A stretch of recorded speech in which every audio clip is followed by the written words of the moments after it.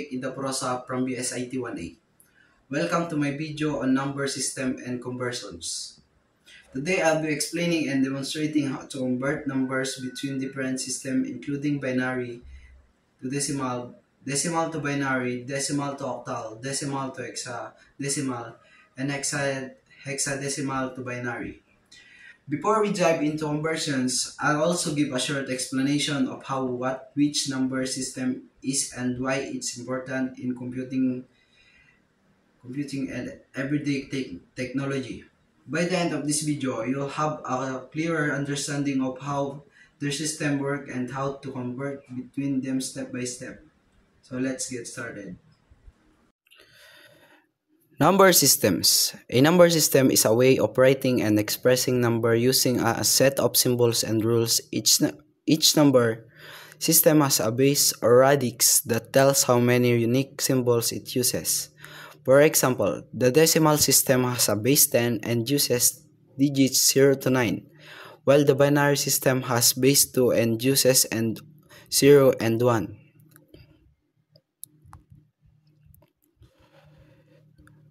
Binary to decimal.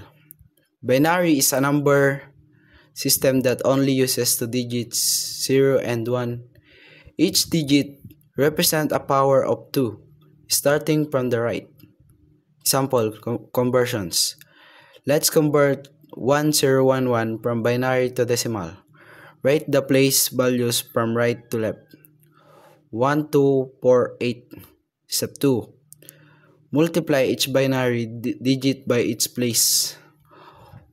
1 times 1 plus 1 times 2 plus 0 times 4 plus 1 times 4. Step 3. Add them up. 8 plus 0 plus 2 plus 1. And the answer is 11 in decimal. Decimal to binary. Decimal is the number system we use every day. It has 10 digits 0 through 9. Example of conversion. Let's convert 13 from decimal to binary. Step 1. Divide by 2 and note the remainder. 13 divided by 2 equals 6, remainder 1. 6 divided by 2 equals 3, remainder to 0. 3 divided by 2 equals 1, remainder to 1. 1 divided by 2 equals 0, remainder 1. Step 2. Read the remainders from bottom to top. 1, 1, 0, 1. And the answer is there. 1, 1, 0, 1. We repeatedly divide 2 because of binary uses powers of 2. Decimal to octal. Octal is base 8 system, meaning it uses digits from 0 to 7. Example conversion. Let's convert 45 to octal. Step 1. Divide by 8. 45 divided by 8 equals 5, remainder 5. 5 divided by 8 equals 0, remainder of 5. Step 2. Read the remainders from bottom to 55 octal. 5, 5. Explanation. We divide by 8 because octal uses power of 8. 8, 8, 8.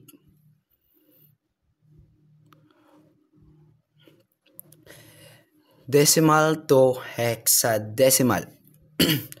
Hexadecimal is a base 16 system using digits 0 to 9 and letters A to F, where A equals 10, B equals 11, F equals 15. Example conversion. Convert 254 to hexadecimal.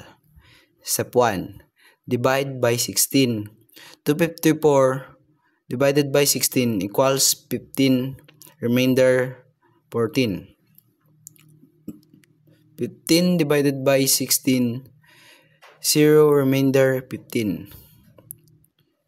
Step 2. Convert remainders. 15 equals F, 14 equals E. Step 3. Read from bottom to top. FE hex, close parenthesis. Explanation. We use 16 because hexadecimal uses power of 16. This is the 16, guys. Next. Hexadecimal to binary. Each hexadecimal digit represents 4 binary digits, bits. Example conversion. Convert 2F to binary. Step 1. Write each hex digit as 4-bit binary. 2 equals 0010 and the F equals 1111. Step 2. Combine them. 0010 is that one, and 1111. Explanation. This is easier because each hex digit directly maps to 4 binary bits.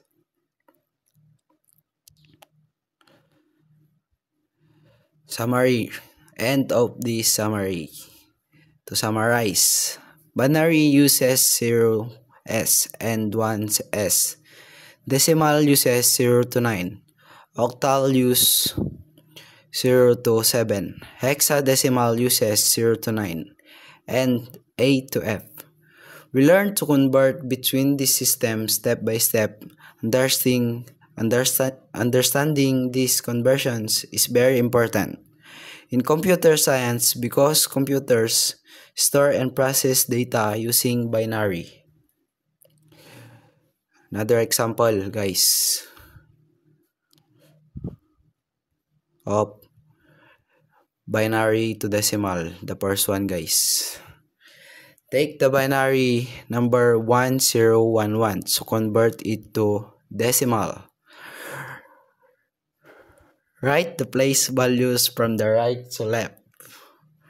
Rightmost digit 2 raised to 0 equals 1.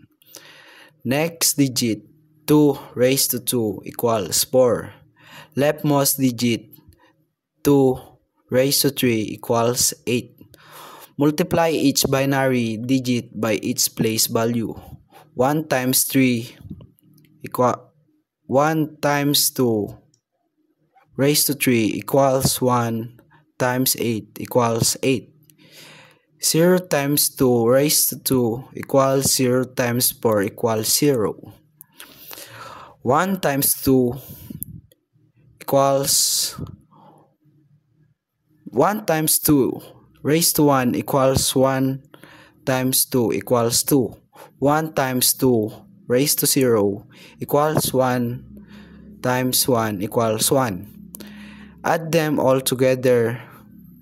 8 plus 0, guys, plus 2 plus 1, there, the answer, guys, equals 11. So binary 1011 equals decimal 11. So that's the answer, guys, of binary to decimal. That's the one of example of binary to decimal. This is the another decimal to binary example. Take the decimal number 13 to convert it to binary. Divide by 2 and write down the remainders. 13 divided by 2 equals 16, remainder 1. 6 divided by 2 equals 3, remainder 0. 3 divided by 2 equals 1, remainder 1. 1 divided by 2 equals 0, remainder 1. Read the remainders from bottom to top. Read slowly. 1, 1, 0, 1. The answer is there. 1, 1, 0. So decimal 13 equals binary 1101. And this is the another example of decimal to octal. Example, convert 25 decimal to octal.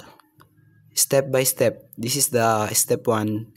Divide by 8 and write down the quotient and remainder. 25 divided by 8 equals 3, remainder to 1. Divide the quotient by 8 again until quotient becomes 0. 3 divided by 8 equals 0, remainder 3. Step 1, step 2, and this step 3. Write remainders from last to first. Remainders 3, last 1, first to 31. Answer, 25 decimal equals 31 octal. And again, this is another example of decimal to hexadecimal. Example, 26 decimal to hexadecimal. Step by step. Step 1. Divide by 16 and write down the quotient and remainder. 26 divided by 16 equals 1, remainder 10. Step 2. Convert remainder 10 to hexadecimal digit. 10 and hexadecimal equals A. Step 3. Write quotient and remainder together. Quotient 1 to 1. Remainder 10 to A. So write from top to bottom A guys. Answer, 26 decimal equals 1A hexadecimal. Another example of hexadecimal to binary. Example, convert 2F hexadecimal to binary. Step by step. Step 1. Write each hex digit as 4-bit binary. Hex 2 equals 0010. Hex F equals 1111. Combine them 2F 0010 11111. Answer, 2F hexadecimal equals 0010 1111. Binary or simply 101111. If you drop leading zeros. Beautiful things don't ask for attention.